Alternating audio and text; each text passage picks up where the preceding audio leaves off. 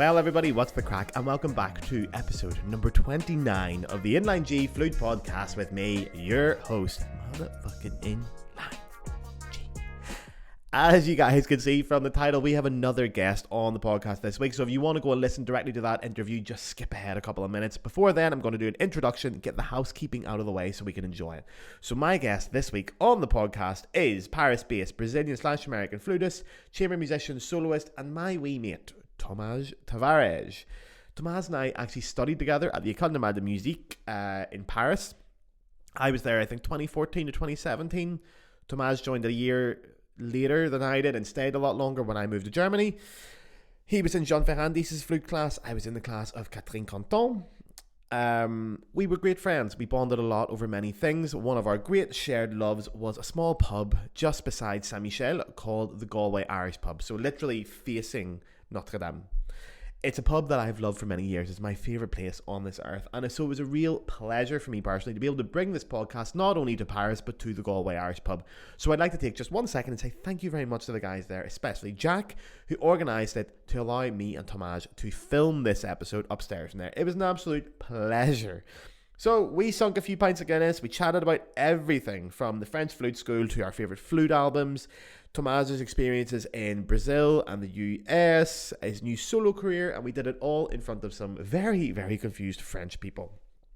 So, last thing before I let you loose in this interview, normally this is the part where I would tell you about donations and how you can financially contribute to the podcast if you choose so. Thomaz will do that at the end. He knew all the lines to say, he knew the script, so he'll do that at the end of the podcast. But if you want to contribute to the podcast without spending money, there is one great way to do that. If you're on YouTube, subscribe, like, comment. If you're on Spotify or Apple Podcasts, leave a 5-star review and subscribe. If you're on social media, find me on TikTok, Instagram, or Facebook, or all three, under Gareth Houston Flutist. Please, please, please go and do those things. Especially reach out on Instagram or social media. I love to hear from you guys personally. Let me know where you're from in the world, what brought you to the podcast, what you do for a living.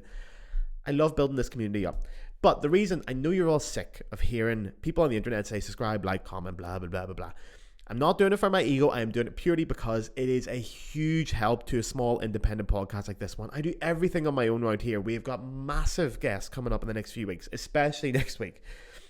It's a lot of work.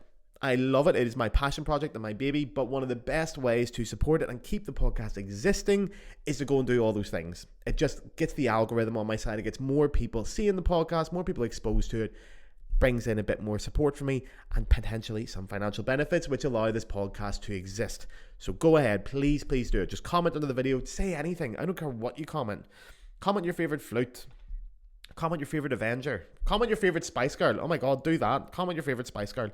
So anyway, do all that, please. It means the world to me. Even if you don't watch the videos, go find another video and just hit like on it. It really, really helps so much. Anyway, guys, thank you all very much for being here. Here is this week's Inline G Flute Podcast episode in Paris from the Galway Irish Pub with none other than Monsieur Thomaz Tavares. Right, well, do you know what I want to talk about straight away, just while we're on? Yeah. Tell me about the flute. Okay, let's talk about the flute. Because this is such an interesting flute. So, who makes it? I know who makes it, but I have to tell for the listeners. Okay, fair play. This is a Straubinger 14-karat flute. So Straubinger is in the guy who makes the pads. It's the guy who makes the pads. I never knew he made flutes until I saw your flute. He does. I think he makes maybe 10 flutes a year. Is that it? That's it. 10 Is he flutes still a making year. them? Not. He's still. So he's with his son now, Joel Straubinger, and they're both a great duo. They're still pushing out the pads. But they're making solidly like 8 to 10 flutes. That's a year. incredible, yeah. And so what is it? Gold body? Gold body, silver keys. What kind of carat of gold are we talking? 14. Oh, sexy. On fait ce qu'on peut. Yeah, yeah. Mine's not as much as that. Yeah. No, but I mean, That is core. Oh, could not give a shit. Tell us about, because obviously the podcast is very aptly named Inline G, and I'm always asking people, are you team Inline, team Offset? You've sat in the fence. Should I leave? Should I leave tell the us, podcast? Tell us what this is. Okay. I've never seen this before. This is a half offset. Should I look at the camera? Is that weird? Or should I just look? Yeah, at you can do both. All right. If you're explaining to the people, you can look at the camera. All right. Sometimes I look dead in the camera. When I'm making a very serious point, I look right at them because I want them to feel uncomfortable. This podcast is free. It will always be free. Yeah, well, we'll see. Yeah, so half offset. Half offset. Was that a choice, or did you just pick it up like that and you thought I'll get used to it? I bought this flute actually from my old teacher. Oh and yeah. he had made this flute spec with Straubinger. And what was really nice is after I bought the flute, I went to David, and we worked on it for weeks to get the height of the keys right, just the way I liked it. It was really, really nice. And wow. And the head joint.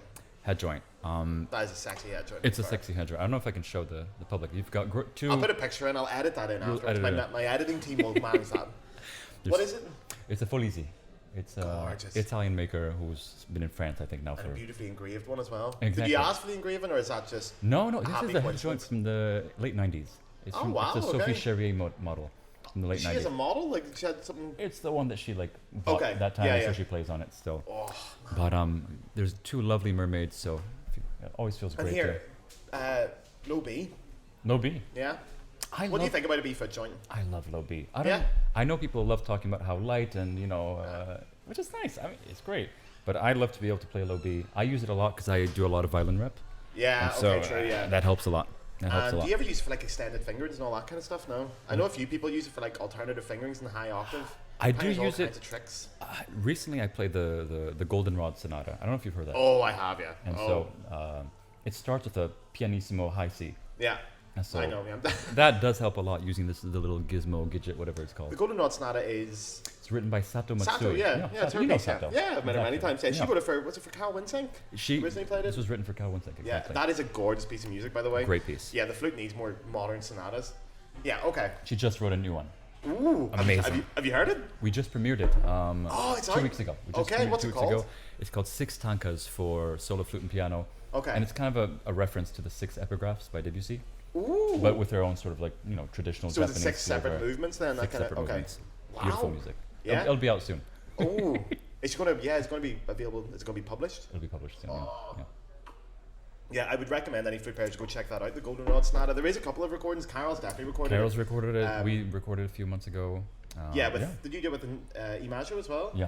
IMAGO. IMAGO. Man, I need to stop fucking up pronunciations in this podcast. No, but I think Sebastian Jassot would love that. Fuck off. Man, I was so embarrassed I did that. I'll probably address this now while I'm on this because I fucked up 3 names in this podcast, which is getting embarrassed now. Sebastian Jacko, I thought it was Jasso, but that's my own pretension coming out there. And then you reminded me, sent me a message going, Gareth, for fuck's sake. So that one I messed up. I had a girl that I've known for years on the podcast, Aisling Agnew. I had her as a guest in Belfast. And I genuinely still believe this, that it's some kind of pronunciation thing that's localized. Because I thought it was Aisling. And apparently, she sent me a message after, and it's like, that's not my name. And I was going, oh my God. I was so scundered. And then the episode with Jill a few weeks ago in Canada, the guy Stefan Horskulson. Stefan Ragnar Horskulson. Oh man, you've been practicing that before you came. I don't know. Yeah, well, I didn't even fuck that one up. I just didn't even try. I didn't even try. I was like, the Icelandic guy. Stefan, yeah, we'll leave it at that. I just dropped it, man. Great player. So, great player. Why was I saying that? Oh, IMAGO. Well, here, that's a beautiful segue. Tell me about Ensemble IMAGO. Let's talk about Ensemble IMAGO. So, during the pandemic, we were, as most musicians, we were all kind of, feeling a bit low, not knowing what to do. Oh. And so, all of these friends that all had some sort of connection to New York. Came from New York. Yeah. Some Juilliard grads. I was born in New York. Somebody else who had gone through the system there, and who had all chosen to live in Paris. Yeah. Who chosen to make our lives there. We were like, let's make an ensemble. And so we started in the middle of the pandemic. We had to. Perfect time to start an ensemble. Great time to start an ensemble, and it comes from IMAGO, which is the pupil butterfly that digests itself, whatever. I have no idea what that is. You don't know what the IMAGO is? You said that as if I would know about the butterfly that eats itself. I'm very disappointed in you. Right, tell me about this butterfly that eats itself so we have context. The IMAGO is a process in which the caterpillar digests itself. Is that not chrysalis? I don't know, man. I'm just trying to... I don't know. Maybe we call it something different in Belfast. Maybe. And then it also takes together the two Japanese characters, Ima and Go, which means from henceforth. Because we were kind of using the pandemic as a way to sort of start something new. That's cool. Yeah. Fuck, I've been saying IMAGO for so long now, man. I think that's good. That's good. But French people call it IMAGO as well, wouldn't they? They must. No, Ensemble IMAGO. But we like to joke that when we're done with rehearsal, we say IMAGO. Nice. Okay, so you started Ensemble IMAGO during the pandemic. How many people were in the ensemble at the start? At the start, we were flute, piano, cello, and composer. Because the composer, Sato Matsui, is the artistic director. Yeah. And so since then, we've had a few changes in personnel. Yeah. But at this moment we have myself, the pianist, Sato still, who Yeah. writes things for us, who arranges things for us. Yeah. And we're keeping it very sort of variable formation. Yeah. So we work with viola, doing in a small orchestra whenever Yeah. we need to, that kind of stuff. I've Cello. seen some of your projects as well, because to be fair, the production quality on the video you guys do is incredible. Who's doing that? So that is, we specifically want to find somebody to bring something new. Yeah. And so we found this contemporary dance videographer called Kadia Uwabi. Wow. And that's where it gets this Where kind do of you like find moving. these people, man? I don't know, man. It's not me. This is Paris, isn't it? It's There's Paris. always these It's people in Paris. Paris. It's Paris. Well, the big thing that we wanted to do is to figure out what can we do now in Paris with people who live here now. What does it Yeah. mean to be in Paris now? Yeah. And not necessarily as a Parisian. Yeah, okay. So, yeah.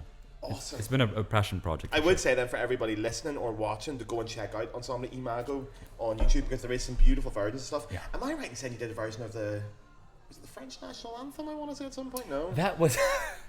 we got some shit for that, actually. Oh, really? Believe it or not, the French people can be quite touchy about the French national Oh yeah, anthem. but French people touchy about everything.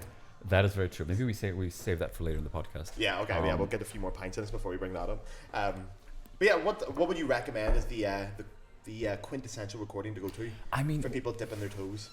we did a really interesting version of the Bach Triple Concerto, which is a little less known. Yeah, We did the Bach yeah. Concerto for flute, harpsichord, and violin, and Yeah. a small orchestra. Yeah. Except we really were intent That was on... gorgeous, yeah. Thank you. We were intent on playing that with modern instruments. We really wanted to sort of make a convincing Yeah. interpretation of that. Have you ever played a Baroque flute? I've tried, and They're I've fucking hard, man. I They're can't really do hard. it. I really respect people who do it well, Yeah. and people who like dedicate themselves. I to think it. you have to be. I'm going to alienate a lot of my audience here, but I think you have to be a little bit insane to play the Baroque I flute. don't think that. No. No, you're not alienating anyone. I think there's Like, there's something not quite right there, because it's almost torture. it's something It's quite way yeah. too hard.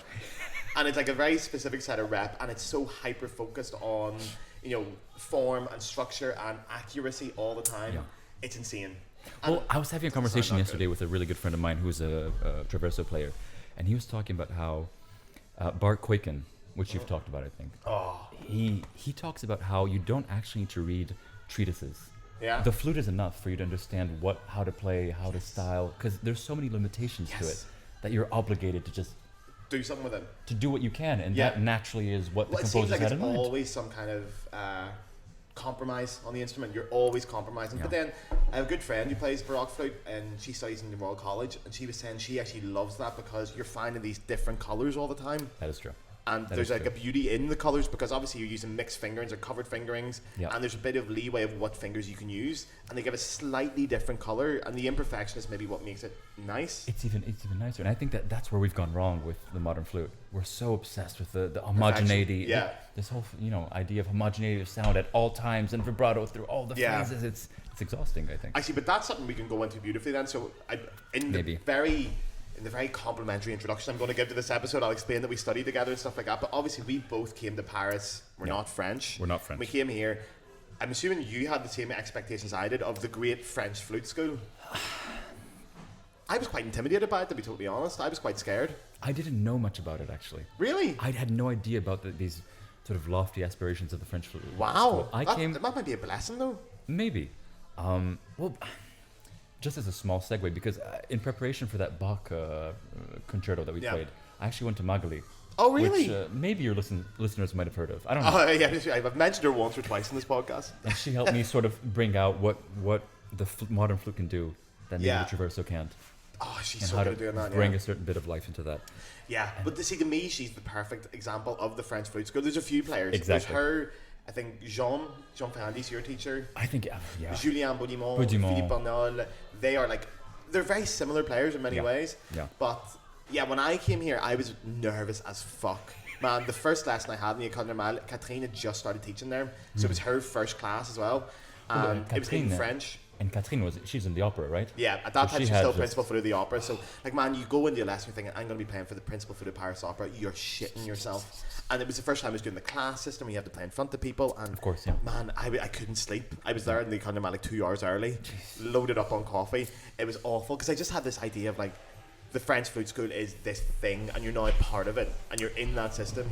You learn very quickly that you're not Yeah. part of it. Yeah, You you learn do to be very quickly that you're not a part you of it. get humbled very quickly. You get here, humbled don't you? very quickly. Yeah. Well, when I came to Paris, I came because I just wanted to study with Jean. I had done my yeah. undergrad in America, and there was something I was looking for, and that I couldn't find there. Yeah. I felt almost slightly oppressed Yeah. by the idea that you can do anything in America. They really tell you, you can do anything, you can be anyone, you can play the rep however you feel, there's no rules, and of course I'm exaggerating, you know. But I did feel very comforted by coming to Paris and having a sense that I was on a chemin, you know, a ligne droite. Yeah. And that was I really enjoyed that. Yeah, you did come just for Jean then. By the way, have I talked about Jean a lot in this podcast? I've definitely mentioned him once or twice. I am a fucking huge fan of Jean Ferrandis. I am a huge fan. I think I was still studying here when he brought out the Bach album. Oh my god, with Leila Katsara. Yeah. Oh man. And I think did he do a concert at the Saint Coteau once as well with that repertoire? He did that. Yeah. Were you there for that? No, but I saw the videos of it. I think I was moved away. I just moved away. Amazing. Man, Jean Ferrandis is one of my favourite players of all time. I should get him in this podcast as well. You should get him on this Do you reckon he'd come on? I think he would. Do you know what I was actually thinking about just the other day? Because have you seen the Bernstein film yet? I haven't seen it myself yet. I haven't seen it yet. But isn't it, I don't know if I can say this on camera, we'll cut it out. No. Is it true that Bernstein wrote a cadenza for Jean for did. the Mozart concerto? He did. But it's not published? It's not published. When I was still Jean's student, I went to his apartment once, and he showed me the actual cadenza. No, like in Bernstein's handwriting? Bernstein's handwriting that Bernstein apparently, during rehearsal, wrote over the timpani. And then just was like, can you play that? And I think you can hear it online. There's a video. There is one version, I think, yeah. Really? Yeah.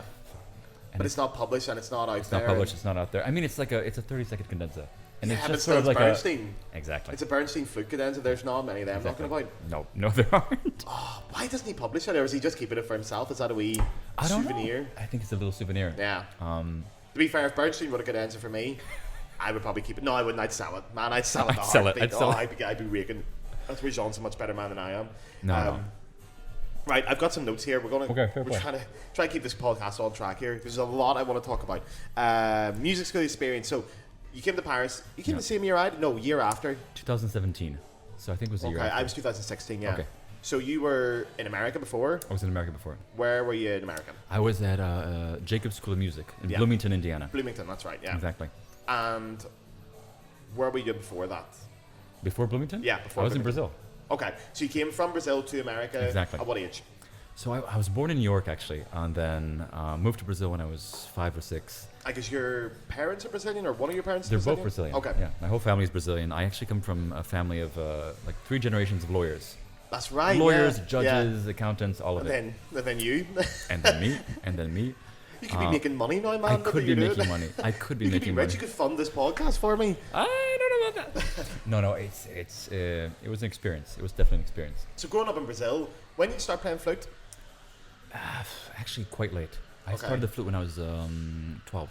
13, wow, that is a bit 13, late, 12, yeah. I started with the guitar when I was 8. Oh, really? So okay, I was playing classical guitar? Bossa Nova. Bossa Nova, jazz. My parents, they used to listen to a lot of jazz, a lot of Bossa Nova. Oh, so and cool. so I actually didn't know about classical music. Okay. I didn't know it growing up. There was no sense of who any of these people were. Yeah, and then when you switched to flute, was it still Bossa Nova traditional flute, or were you No. straight I to was classical? doing just guitar, just jazz, this kind of guitar stuff. Big band stuff, and then I discovered Tchaikovsky when I was a teenager, and that for me was a huge revelation. Really, Tchaikovsky? His fifth. Oh, his yeah. fifth. To be fair, and that lit something in me, and I feel like that's a very teenage thing as well, isn't it? I was talking about this yesterday. Like, you know the way obviously teenagers go through an angsty phase where they listen to My Chemical Romance or Fall Out Boy, which I also had, but there is a classical music version of that. Yep. And I feel like it's Tchaikovsky, Rachmaninoff, Stravinsky. Stravinsky's a good one, yeah. Rite of Spring for me. Chopin was a big one as well. Oh my god, yeah. Rite of Spring's filthy, man. Yeah. It's filthy, and I used to listen to that on the car on my way to school every day. Just 'cause I thought it was so just. So Tchaikovsky then lit something in you, and you were like, It "That's did. it. I want to." Well, and then I said, I want to play in the orchestra. Yeah. And this is such a non-flute story because I said I want to play in the orchestra. I want to do classical music, and my teacher said, "Well, there's no guitar in the orchestra." Yeah. And so we sat down, and he showed me like, "Listen, you can play this, you can play that." And I said, "The flute looks pretty cool. You're dead center. You've got some solos. You've got some lyrical stuff. You've good seating." So that's why then. That's what attracted you to it.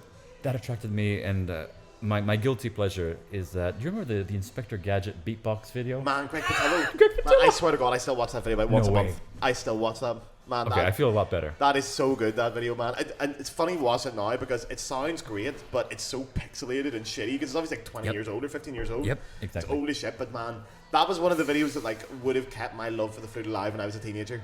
When you felt like you weren't cool, you'd watch that. Exactly. I'm not gonna lie. I hope Greg doesn't listen to this podcast, but I watch it now and I cringe a wee bit. I cringe a little bit. I'm like, it was very specific to the time. It was, yeah. Very it was specific, part of the zeitgeist of the time. It really was. And I mean, I love what he's doing still. I mean, he because he had a new trio, didn't he? He had a Project Trio, yeah. And he they switched were it out. awesome. I love that album. They came out with 2 albums that I would listen to non-stop. So that was a big thing for me. And then, getting into music, playing in bands in Brazil eventually. So is this Brazilian system similar to the American banding system? Thank God, in this sense, I actually went to an international school in Brazil. Ah, okay. My parents wanted me to speak Portuguese and English. Okay. And so we had a sort of American band system in this little international school. Gotcha. And so that really helped me keep in touch with the American Do you think system. you picked up any bad habits in flute playing from the band system? I hear horror stories about it, man. Oh, yeah. Facebook Flute Forum is full of stories about that, about people holding flutes at like perfect right angles. Actually, this right here. Yeah. I used to put my Oh, did you? Yeah. I still do that a little bit though, man.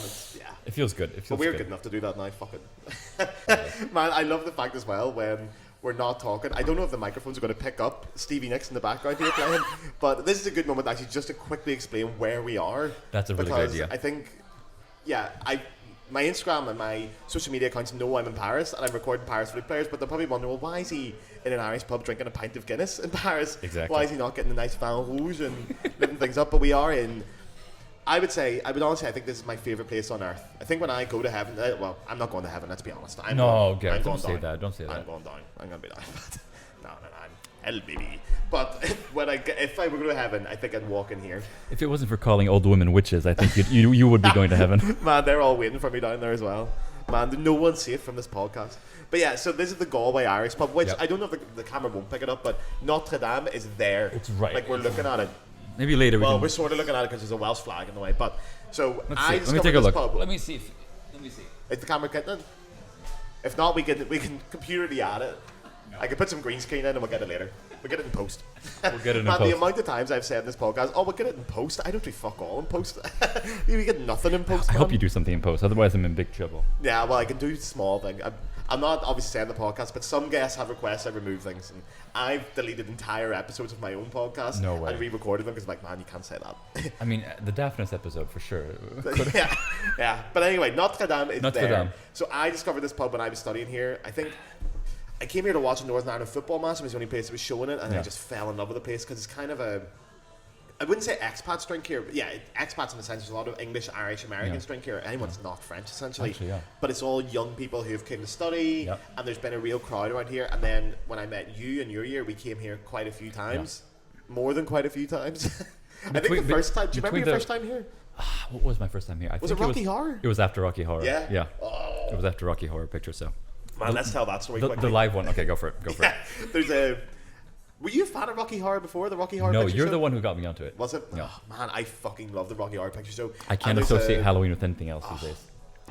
There's a studio around here called Studio Galway, and they do a live version of Rocky Horror with the screen in the background. If you've ever seen Perks of Being a Wallflower, it's that kind of style. They do that in Perks of Being a Wallflower. But anyway, they have it live in the background, but they've been doing it every single weekend for something like 40 years. Something ridiculous. They've never stopped. The only time they ever didn't put a show on was during Corona. That was the first time they didn't do it. So they do it Thursday, Friday, Saturday every week. Just around the corner. You can go watch it. It's a couple of euro in. I think the time we went, I had my clothes removed on stage. You did? Oh my God. You're uncovering things for me.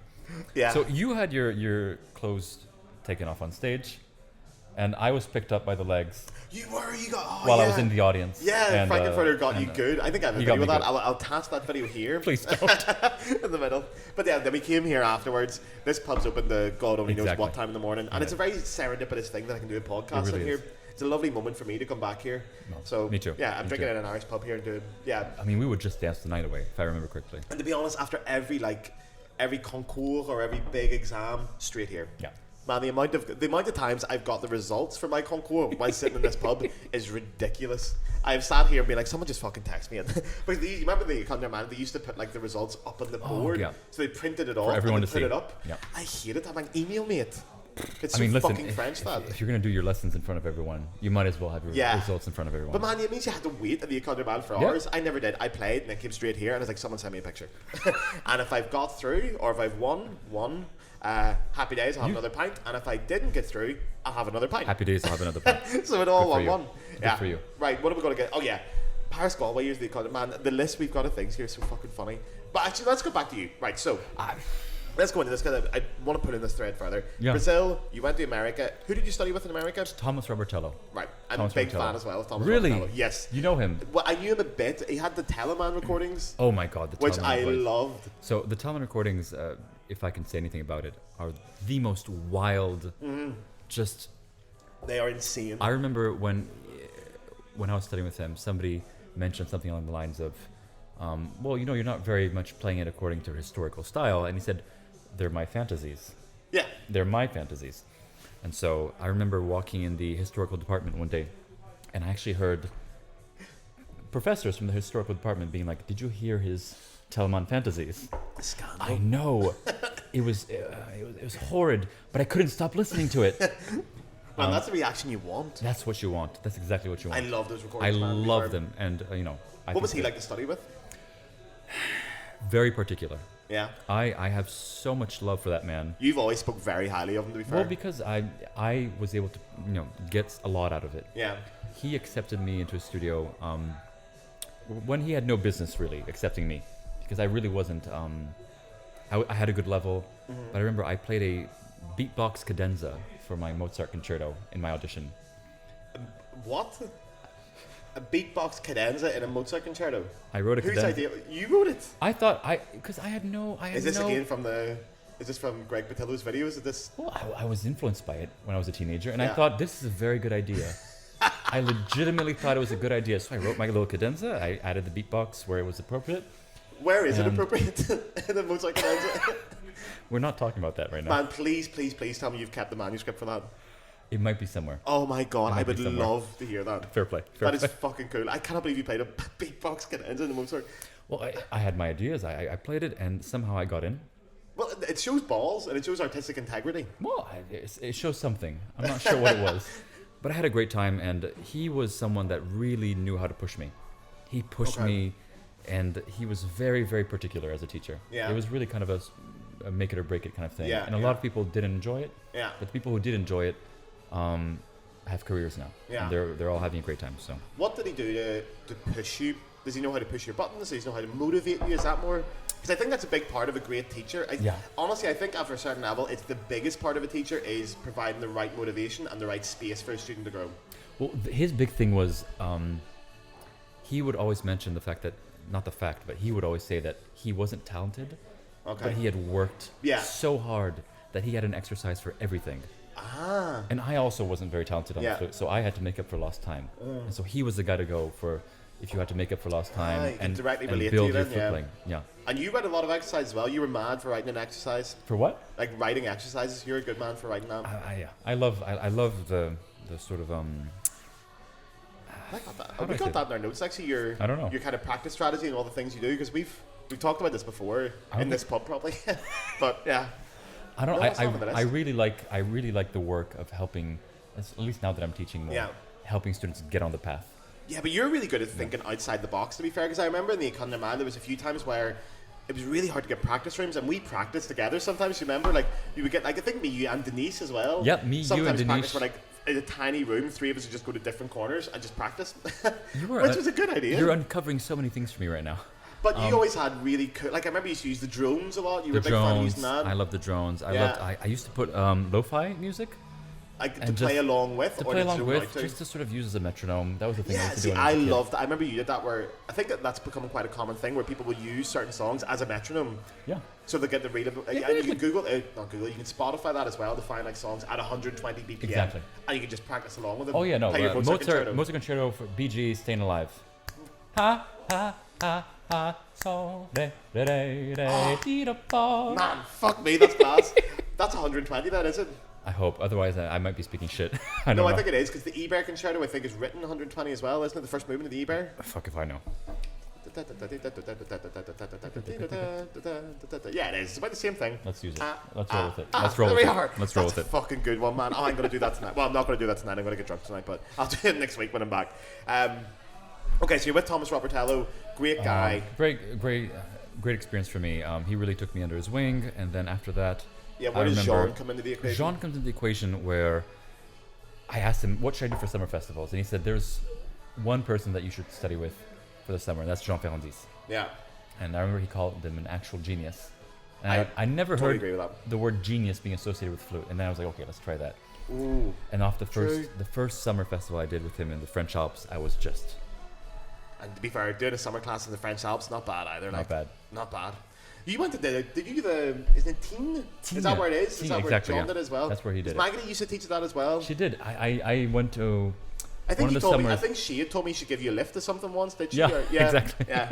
That's so funny, man. Well, yeah. The first thing the big thing I did when I came to Paris was just be very annoying to every single teacher. Oh yeah, same. And so I would sit in all of Maggie's lessons. I would sit in Philippe Bernaud got quite annoyed at me at one point. I went to Philippe Bernaud's classes way too many times, man. He really got sick of me being there. It got to the point when he was like, you again. Who are you? Yeah, because obviously in the CNSM we weren't students of it, but I used to just knock the door and hope I would get in. And to be fair, Philippe was always really nice. He was very nice. He would let you in, no problems at all. I love that about the French system. Obviously, the episode I just did that came out last week, sorry, for you guys it came out 3 weeks ago, but on the French flute school, that unlocked a lot of memories for me as well. Yeah. Because I'd sort of forgotten about the class system and how difficult I found it at first. Well, you learn so much by just going to... Are you a fan of it? You like the open class system? I love the open class system. It's a huge thing. Do you always love it, or does sometimes it's a bit of a pain in the ass? I admit that sometimes, and I'm going to speak of a very specific situation here.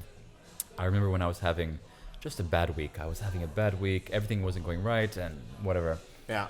And I said, okay, I'm just going to get through my lesson today.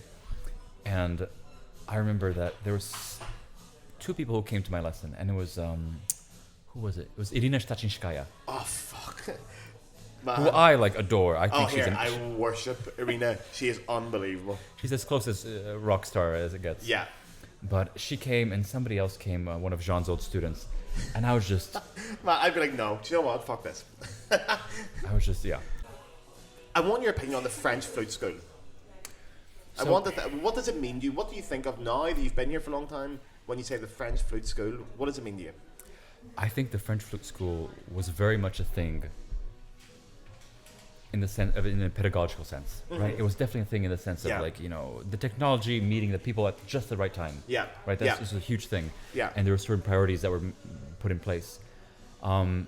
And a lot of people, I think, nowadays, they like to say that it's globalized and that it doesn't exist as much. Yeah. And I really don't see that. I agree with you. Because I think there's a new French school. See, I agree there's as well, all these people, like, I don't know, Yubin Kim, Hélène Boulogne, Sébastien Jacot, and Sébastien Jassot. I define it as the people who grew up listening to Paoud. Yeah. Right? Yeah. No. And I think it's the people who grew up listening to Paoud who realize that style is more important than sound. Totally. And that your personal choices are as important. Fuck, man. I couldn't agree more. But thank you for saying that. Yeah. No, cheers to that. But I would agree, yeah. Well, stand to. Here's the French flute school. No, but I totally agree with you. I think it's a pedagogical thing, and I think for me, the French flute school has now just became it's the innovation of the French flute school. It's the search for excellence all the time. Yeah. That's the inherent quality. It's not a certain style, because the style changes over time. Yes, but it's great teaching and just being innovative and perfect. Innovative and perfect is a tough tightrope. But I remember, at least for me, I remember thinking to myself that when I discovered this tradition of like the what do you call it? The assistant teacher. Man, this is something that fascinated me for a long time, when I realized that a big part of the French flute school was this idea of having your principal teacher and the assistant teacher. Yeah. So, for example, with Sophie Charrier, she's guiding her students through whatever artistic route she's taking, and then Vincent Lucas is right there taking care of the etudes, the scales, the sound, the arpeggios. Isn't that incredible? Yeah, to have I thought it was incredible. Team of teachers where you sort of double up. Jean, did he use Irina as his assistant for a while? I had Irina as an assistant for a while. And then after 1 or 2 years, I said to myself, I really want to craft my own curriculum. Yeah. And so Jean was my principal teacher, and I Yeah. would go to Vincent Lucas privately, Yeah. Yeah. just to keep up the etudes and the scales and the sort of like flute. What do you call it? The flute. Yes, you take inspiration from the idea that exists, and you can use that for Exactly. yourself. I did exactly the same thing. I had no to be interest fair, in going to CNSM or getting another degree. I just wanted the knowledge. Yeah. I did exactly the same thing, to be fair, because I had Catherine at the École Normale, and then I went to Maggie on the side. Amazing. But I had the opposite effect. I feel like Catherine was the etudes, the technique. I was about to say. And Maggie was just, to be honest, for my own pleasure. Because I loved going to lessons. She gave me motivation. She's incredible. She's just incredible. I remember just... I'm going to do my best to get her on this podcast this week. Magali. She doesn't watch. She doesn't watch, man. She's too busy a woman, man. That's the only problem with her. She's too fucking busy. So yeah, French flute school. You did that. We studied together. You got your diplôme de concertiste. Yes. So that was a big thing. That was a big thing, man. That was a big thing. I remember arriving to Paris, and my first year, I played my concours for diplôme d'exécution. Yeah. And I played it flawless. Yeah. It was great. Notes and tune and time, everything, and I didn't pass. I remember that year. I remember being with you that year, because I remember I think we were going to go out that night. We had sort of agreed we'll go out in the piss. Exactly. And then you were like, I don't want to go out. And then you did, I think, eventually come out. But I remember how devastated you were. And to be fair, I do remember you playing in that. And I remember thinking, there's no fucking way he hasn't passed this, man. There is no way. It was a great reality check, because after the concours, I went to the jury, and they were all very helpful. In that I was like, they said it just wasn't enough to be in tune and in time and play all the notes. Yeah. You had no stage presence. The phrasing wasn't there. The style wasn't there. And that opened my mind to all of this stuff. The idea that, you have to be a performer as you well. You actually have to. An artist. Well, and you have to give a shit about the music. Yeah. Yeah. Can you believe that? That's crazy, right? Well, but I do feel like certainly the British education system for this. Yeah. It is more about playing in tune, playing in time, playing well, but they're not. I don't feel like the artistry is as important. It's second fiddle. Well, in France, it nearly seems more important. Well, I think the good playing might be just minimum, right? It's a minimum, and then there's a minimum bar you have to get over with the technique. Yeah. But after that, the artistry is so important in France, man. You have to be French about it. It's tough. And I remember also when I came to France, I got shit on so much by so many teachers for my sound. Really? Oh yeah. Too American? Is that what they thought? Believe it or not, without even hearing me speak, they were like, "Did you study in America?" Ah, man. And I was like, "No, there's no way. Man. There's no way." Yeah. And that's when I realized that the school still exists. Yeah. And it's not necessarily like what people think. It's not like, "Oh, you use too much vibrato," or "Oh, I don't know, whatever it is." Hey. It's really the stylistic choices you make. Yeah. And it was tough. It was a really tough 2 years. Do you think did you totally redevelop your sound in France? Completely. Yeah. Completely. Before, I know this because I've listened to you play over the years, so I know how much your sound has changed. But what was the reason behind that? Did you make a conscious decision? I'm going to change my sound entirely. Completely. Because that's building from the bottom up. You have to change your entire fundamental. I had to change a lot of stuff. Yeah. I cut out vibrato for maybe like a year. And Fuck me. Yeah. Man, I still think there's nothing harder than playing without vibrato. It's very hard, but I use a shit ton of it nowadays. Sorry, I don't mean to. You're not allowed to swear on this podcast. Okay. We don't swear on this podcast. How fucking dare you?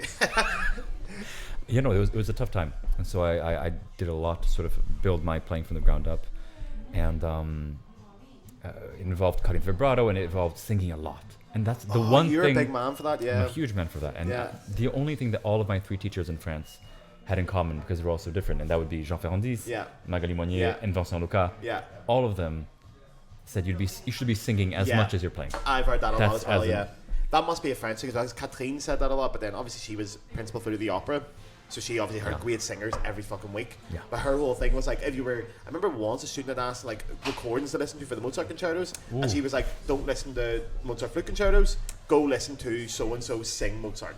Go and listen to an opera. Don't give a fuck about recordings of that. That's good. And Magali was the same, because my ex-girlfriend was a singer as well. Oh. And it used to drive Magali insane. She's like, go and get lessons with her. I'm like, Magali, we've got other things to be doing here. I'm not going to get my girlfriend to give me singing lessons. But it drove her mad. She's like, you've got an opera singer in your house all the time, and you're not. I was like, no, because I play the flute. I don't want to sing.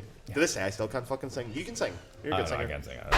Well, there's something to be said for developing your own private singing, right? Like the singing that you do in your practice room. Yeah, okay. And I really think that it's an anchor that pulls your technique up with it.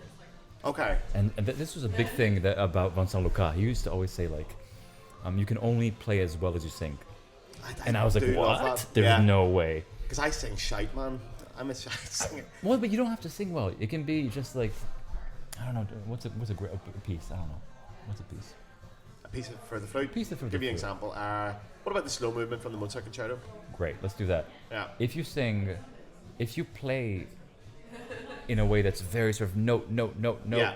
and then you ask the student to sing, they're gonna Yeah. go ta ta Yeah. ite ro ta ri ti ra ta ra to. Very true, yeah. They're gonna breathe in a way that Yeah. how they play. It's all connected. To be fair, I totally get that, yeah. If you can sing it with a beautiful thing. One exercise, I don't know if you've ever done this, I used to do this all the time, because, yeah, my ex-girlfriend was a singer, so she used to pick up on all these studies.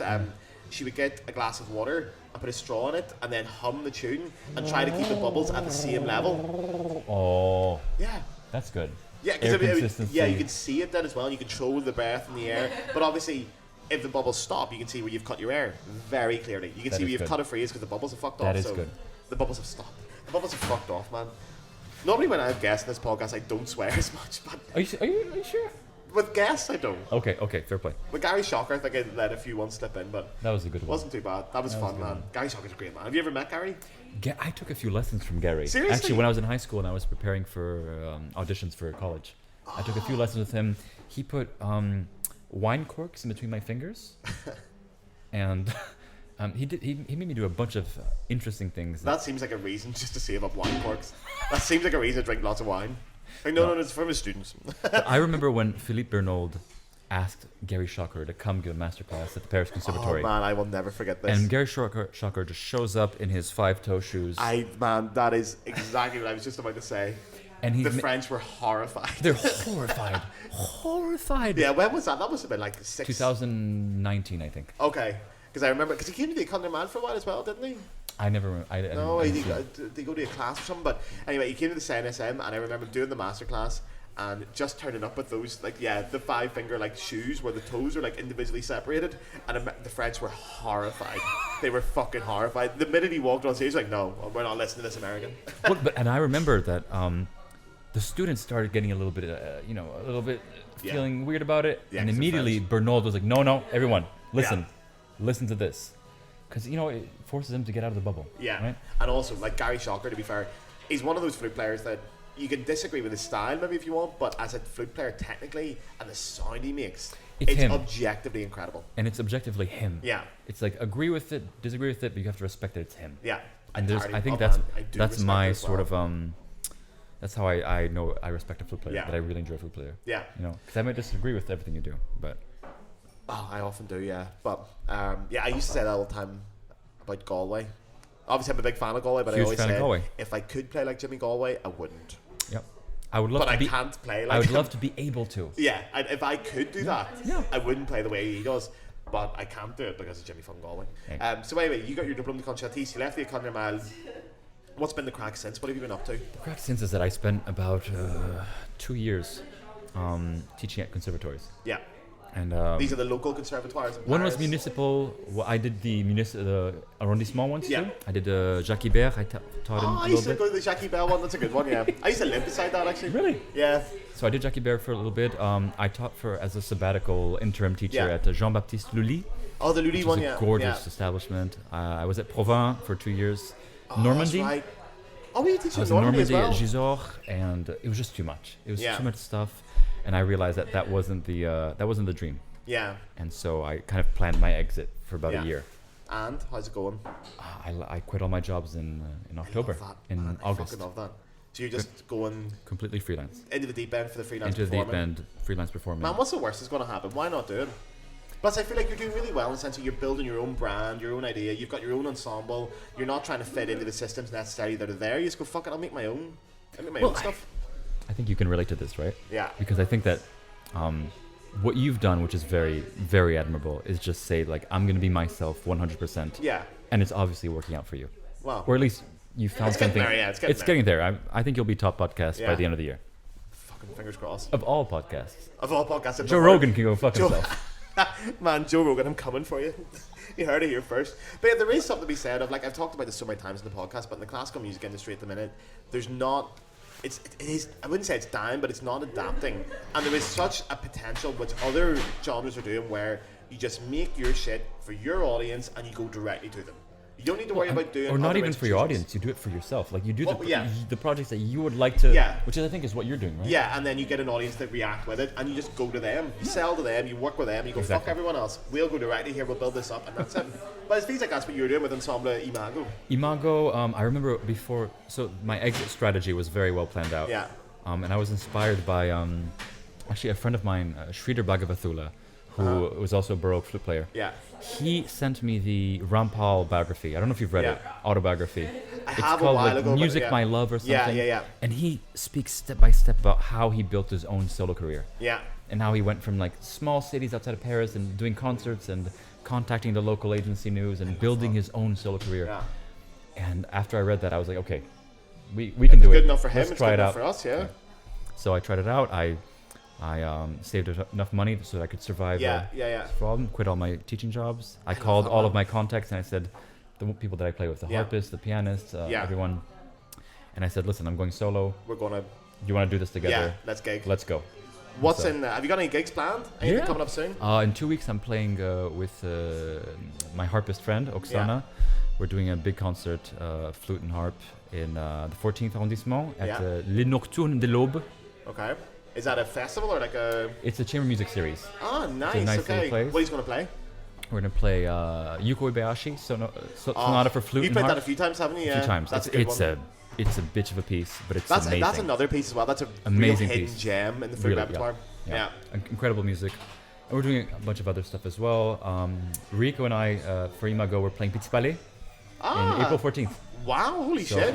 All Russian program. As in the Petit Palais beside the Grand Palais? Exactly. That one holy right shit, wow.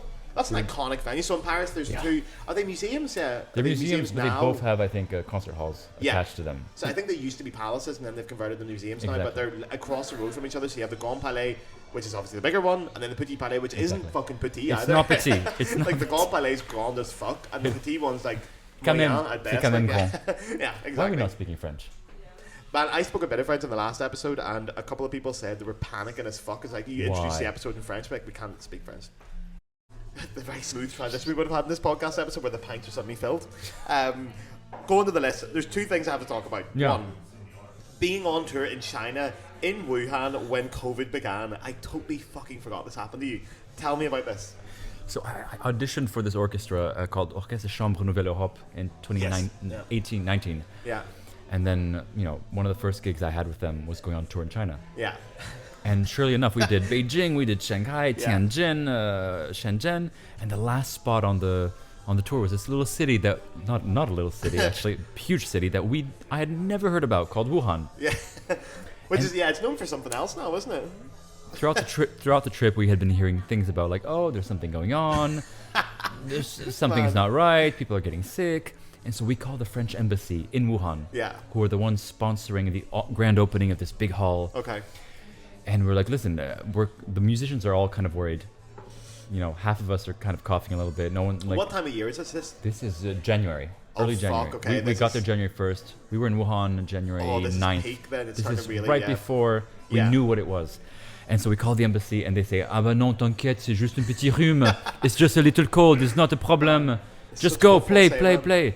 And surely enough, during the concert, we had like 5 people in the violin section just coughing their lungs out. Oh man! And was there a big audience, or were people starting to get scared at this point? Oh no, it was huge. It was massive. And obviously no masks or anything at this point. No, nothing. And a week after we got back to Paris, they closed down Wuhan. They shut it off completely. Man, thank God you got out when you did. Yeah. That is an incredible story. It's actually quite a good story, at least. I'm assuming. Sorry, touch wood. Did everyone survive? Did they? Yeah, everyone survived. Everyone survived. We're good. Then we can talk about that. And the other thing I want to ask you about, man, is also a really funny story. Is Can You Feel the Love Tonight by James Galway? Yeah. Can we talk about that recording? We can talk about that recording. Do you remember the first time we both realised that that was one of our favourite recordings? I think we might have been at the Galway. No, it was out. Where was it? It was Nuit Blanche. You know Nuit Blanche in Paris? At the Philharmonie. Yeah. I think that's what we bonded over the first time. So we met to go, because Nuit Blanche, for people who don't know, it's a night in Paris where all the museums are open throughout the night. Yep. And there's concerts like throughout the night. So like 2 o'clock in the morning, 3 o'clock in the morning. It's usually all free. It's a big cultural event. I think we had all went out with some of the École Normale ones, intending to go to the Philharmonie for some like organ concert. We were supposed to go to the concert. And then we had too much wine and forgot about it and sat in the sand and drank at 2 o'clock in the morning. And then I got my first taco. But anyway, that night, I think we were talking about Jimmy Galway, and you had mentioned Can You Feel the Love Tonight, and I never forget sitting in front of the scene, you play it in your phone and me going, man, that is fucking great. If anyone hasn't heard about this yet, You have James Galway, he recorded a Disney album, I think, and in that album he plays Can You Feel the Love Tonight, which at first you think it might not be a Disney album. Oh, Greatest Hits or something. Yeah, it is. Yeah. And at one point you think, okay, that's just going to be a standard, playing the melody. But at some point, it does start off there, and it's gorgeous, it's beautiful, it's James Galway. But at one point, everything just switches, and he just starts playing cascading virtuoso passages, and it's just lush and gorgeous. It and is fucking great. I didn't think this was possible, and I remember a few years ago, I picked him up at the Gare de Lyon when he was giving the École Normale, for the master class. I picked him up, and as we were walking, I mentioned, hey, Jimmy, can I call you Jimmy? Yeah, of course. Sir Jimmy, I like Sir Jimmy, and I said, I love your recording of Can You Feel the Love Tonight. And I remember him looking so confused. Because of all the recordings he's done, that one's probably slipped by in his memory. Like, that's one of the least significant. Did he remember it in the end? Did he say, like, oh yeah? Or he just hadn't got a fucking I think he was just confused as man, to why. Man, he's probably changed our lives forever. He doesn't even remember. Do you know I had a student the other week? I have a French student in Cologne. And she had said to me, like, I always let my students pick a fun piece of music to work towards as like a medium term goal. Like, oh yeah, in 3 months we're going to do whatever piece you want. I'll make the music for you. And she went, I found this recording of Can You Feel the Love Tonight, but it's on Flute. And I was like, oh, who's it by? And she went, James Galway. And I was like, man, you found the best this thing is you it. could And she's possibly. only like 14. I was like, I'm so proud of you. I'm so proud of you for continuing this circle. I would love to do that with you, man. Oh, that's a good recording. I really love that recording. Yeah, so we bonded over that massively. Do you remember we used to have those games as well? I think I did one of these podcasts where me and you and Denise, our other friend, we used to drink before we came here and then do the guess the flute player game. Man, we were such losers. I loved it. Oh no, I think we were winners. Thank you very much. Yeah, to be fair, I think we spent we got trashed at the Galway and then just spent 2 hours playing recordings and saying like, who do you think this is? Yeah, that was great, man. I love that. That's one thing. You played that with Cosio, right? Yeah, I did it with Juan. It was so much fun. That's where I got the inspiration for it because we did it so much. Because normally, as a general rule of thumb, when I'm studying in conservatoires, I don't like to hang out with musicians outside conservatoire. I want to go and like talk about other things and different hobbies. Absolutely. But the one exception was hanging out with you and Denise because it was fun. We could do drinking games and then try and guess if it's Jimmy Galway or Emmanuel Bayou. Listen, I think it's a big part of being. Which is actually, it was a hard game as well. Yeah. It's not as easy as you'd think because the wild card is Emmanuel Bayou. He is because you never know it's Bayou. Because he doesn't really. Okay, he does have a distinctive sound, but it's not really that. It's distinctive. Strength. His music is distinctive in that it's the music. Yeah, it's always adapted. It's always perfect. Yeah, that's the thing. And sometimes you think, is this someone else? Whatever. Yeah, you'd said here actually something about this as well. Why don't we teach the way Bayou plays? Oh, that's such a good thing to think about. I've never considered that before. I think we can all agree that Paud is at the intercept of like being a great musician, a great flute player, being a great artist. He's at the top when it comes to doing all of those things at once. Agree, and yet we're all, at least pedagogically, people are very scared about touching, going close to that. It is strange, isn't it? Yeah. Because, when you get close to him, there's a lot of air. Yeah. There's a lot of air. It's oh, man. Yeah, because I've seen him play live and I've been quite close to the front row sometimes. It is unbelievable. Yeah. And the amount of sound he makes. I think when I was growing up, I didn't really appreciate Bayou as much because I only had recordings. When you see him live, oh my fucking God. And he's only getting better with age. Oh man, he's like only getting better wine. with age. Amazing. I came here last year. I saw him do the Elliott Carter concerto. Were you here for that? I was there with you. Yeah. I met him for a pint after. I had a mojito with him afterwards. Actually. Oh my God. Me and Emmanuel Bayou having the mojito with Magni Munya and Matilde Cadeni. Pas mal. Just 4 lads shooting the shit. Well, 2 lads and 2 girls just shooting the shit, man. That's good. Just talking. But yeah, I don't know. I don't think I've ever had a teacher who would recommend a Bayou recording as one of the recordings to go to. Maybe for like style, but it's really tough to sort of approach that pedagogy because there is no pedagogy. He's the guy who's avoided teaching all of his life. Yeah, exactly. Right? Which is so weird as well. Master classes, yeah, but never like. He's never had. I've never heard of anyone going privately to Bayou for an extended period of time. I haven't either. I'm sure they're out there, but there probably is a few. Yeah, I'm sure he takes exceptions, but he doesn't teach properly. No. Man, what a life it is. Yeah. I don't know why then. I think it's risky. I think it's just risky. Do you reckon that's what it is? Yeah. I think it's too unique. It's too. As far as flute players, the you could issue. Maybe break your flute playing if you tried to copy Bayou if you weren't careful. You might break a lot of things. I think that flute playing wise, there's such a fetish for sound, and he could give less of a shit. He has an amazing sound, but that's not the priority, right? But that's yeah. And yeah, to be fair, be very careful the way I say this. Everyone knows I adore Manuel Boo, but I don't listen to the sound and go, that is a gorgeous sound. No, There's flute players I do think but that his music is gorgeous. Yeah. Oh no, he's by far the best. If because- I'm going to get a recording, I will always automatically go to Boo. Yeah. That's like the gold standard, because you know it's going to be really elegant, really nuanced, considered. He's going to respect the standard form. It's always perfect. Yeah. But in terms of pure sound, no. But then there's only a handful of players I get that with. I think the French players I get that with a lot. Yeah, it's a big thing here. My favourite sound by far is still Magali's. The minute I hear a sound, I fucking melt, man. It Magali is so playing gorgeous. the G minor concerto on her Bach On her album. back album. Yeah. Oh, That's the first recording I give to all of my students. really? Whenever I start working privately with someone, and I start talking about like how to be expressive without vibrato and all the things you can do, I send them that recording, and Seriously? everyone's mind is always blown. Yeah. Always. Yeah, It's because insane. I recommend her recordings quite a lot, just because I don't think she's as well known as she should be. But she doesn't play that game, right? She's not part of the flute club. Which is She's cool as not well. doing that. That's rock and roll as well. I've always admired her for that, man. I remember once, one of the very first lessons I had with her was in her flat in Paris, and I was going to watch her do a concert where she was doing L'après-midi. It wasn't one of the first lessons. I'll tell you exactly the day it happened. It was the day Prince died. Because I remember getting out of the metro before the concert and finding out Prince had died. So whatever day that was, I think it was 2016-ish. But I saw her in a lesson the day before, and I said to her, like, oh, by the way, just out of curiosity, are you nervous for playing L'après-midi tomorrow in the Philharmonie and your big concert? And she was just like, no. And I was like, why? And she's like, it's me. And I was like, it is you, man. That's so fucking cool. That's what really else do I good. want to talk about? Oh, I've got some fun questions for you, actually, which I probably should have asked you. I should have sent them to you before, but they're nothing weird, don't worry. Okay. Okay. Do you have a favourite flute concerto? Don't say Eberg, okay? Give me something good. Oh no! I would never say Bear. Not that there's anything wrong with the Bear. I really like the C.P. Bach A minor concerto. The A minor? A minor. Wow, okay. Yeah. Because the D minor one's the rock and roll one. That's the rock and roll one, but A minor is the surprise rock and roll It's one. lovely. It's on who did an album with that as well. Exactly. Has Jean recorded it now? He did. Yes. He actually Yeah, I has. thought he did. Back in the late 80s, I think. Yeah, I thought I knew that as well, yeah. Amazing Yeah. piece. I love that. So that's your favourite concerto, the C.P. Bach I A think minor. that and I love that piece. Do you know what I think my favourite concerto is right now? What is it? Is the Dalbavie, Marc-André that Dalbavie. is so good. I went to see Magali play it a couple of years ago and it just switched me. I love contemporary music as well. We bonded over this. No, I mean, But that's that is a good one. great concerto. I do. I've never learned the double V. Have you? Oh God, I'm not learning it, man. You can fuck off. I'll listen to it. I'm not learning it. I'm not seeing. There's a lot of pieces like that you'll listen to but you'll never learn. Yeah, man. I've actually one piece I've never played, Sequenza.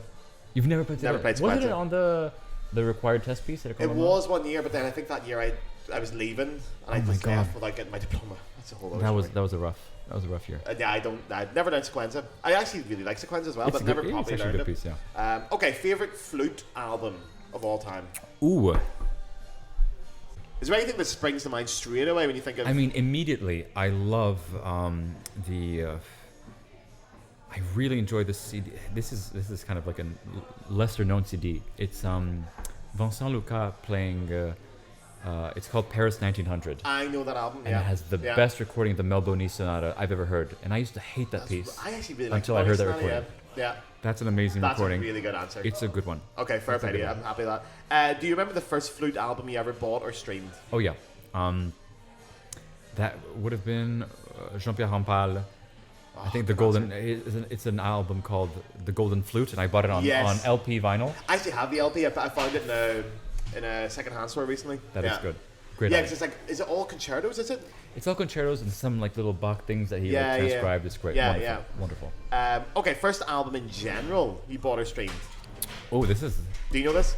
Yeah, I actually do. It's, I think we've had this conversation probably about 100 times, but maybe. I remember the first album I bought on iTunes was Arctic Monkeys.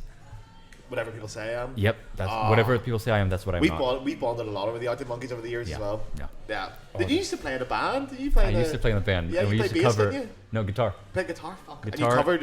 and did you cover vocals. When the Sun Goes Down at one point, or We did Fluorescent Adolescent, Sun Goes Down. We did a bunch of them. That's class, man. It's a different period That's of so my rock life. and roll. Different My period of first album, by the way, was Sum 41, All Killer No Filler. That was very cool, man. I would have thought Blink. Blink 182 is shite. I never liked them. You don't like? No, I have one or two good songs. Sum 41 were always superior to Blink Good for 182. you. Good for always. Okay, the one piece you'd love to perform that you haven't yet. Brandenburg. 3. The one with flute and violin. Is it 3, isn't it? Yeah. It's either 3 or 5. I think it's 3. That's That's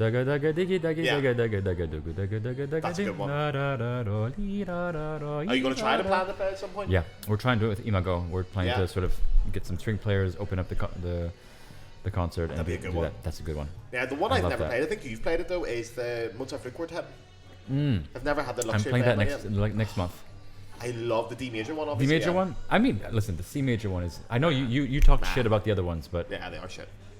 You should listen to Jean Ferrandis' album. Well, if Jean's playing it, then obviously it's good, yeah.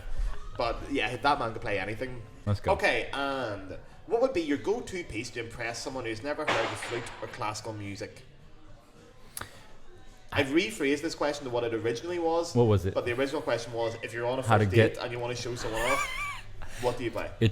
I already have this. I did not know this question beforehand, but I already have an answer, which is definitely Anderson Etude number 3, the one in G major. You know it. I do know it, yeah. It is impressive, to be fair. If you can play it just out the top of your head. Can you? Show us. No, don't go. For love of God, don't play the flute in here. If I mess this up, you gotta cut it. Okay. Let's go. Nice, okay, nice. That was it. Cheers.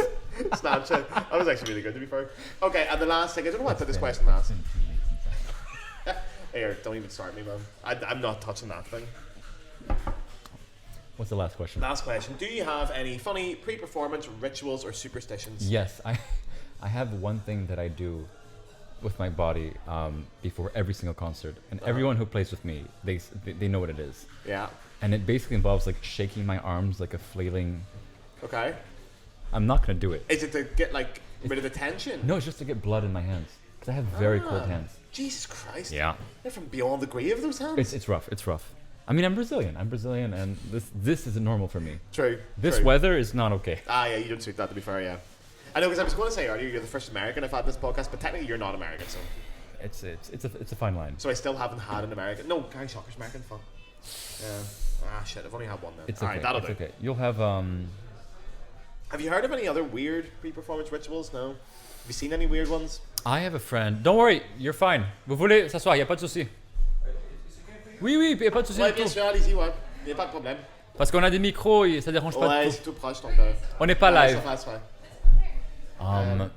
Oh my god, I have let's see. I have friends who sleep before, like in the changing room. They sleep before playing. Before playing. We nap. There's the usual, That's a good idea. Narcotics. There's I mean, people do all kinds of things. Oh yeah, I've seen them. This reminds me actually of back when I was at Indiana, at the Jacob School, we had this amazing tradition of basically chamber music sight reading parties. No, and this that sounds great. This is back with like, oh my god, this is back with like Kramer, Joshua Bell was in this. You were telling me Joshua Bell he used to pop by, didn't he? He used to pop by during the parties. Great guy. I rode in his Porsche once. Man, I love Josh Bell as well. He's so rock and roll.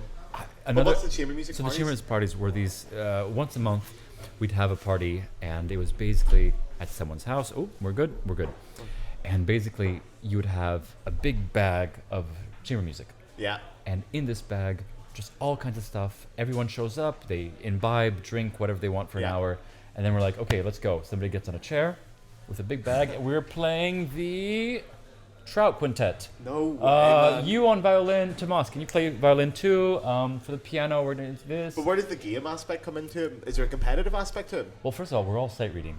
Yeah. And we're all trashed. You're all drunk, yeah. And then, you're just trying to get through the piece. People start throwing things. It's amazing. It's great. Oh, man, I want to play that. And by the end of the night, no one can read shit from Shinola. And so you're playing... What did you say there? What's that phrase you just Shit from Shinola. You don't know? What's Shinola? Shinola, if I'm not mistaken, is something you use to shine your shoes. That's a great phrase. It's very redneck expression. I learned it in Indiana. Very American, I'm learning. I'm embracing Americanisms in this podcast. Let's go. You don't know shit from Shinola. Chamber music parties, that's class. Amazing. Was there like a shot penalty or anything involved in it? A what? Like a penalty for wrong notes or... I mean, if I remember correctly, you have to drink more. That's hard to remember. You drink more, but you also get things thrown at you, and it just keeps going. And by the end of the night, you don't know what you're playing. Well, I know what we're doing when this camera stops. We're getting trash here and doing a party. So you know what? We've been talking for over an hour here, so we're going to have to wind this up. Okay. Should I do the honors? This podcast will be free. No. Oh yeah, do it. Yeah, I was going to do that in the introduction. You want to do it for me? Do it for you. Do it. This podcast is free. It will always be free. There will be no Patreon. Will there be a Patreon? There might be a Patreon. Okay, sorry. There might be a Patreon. There'll be no extra content on the Patreon. There might be an OnlyFans.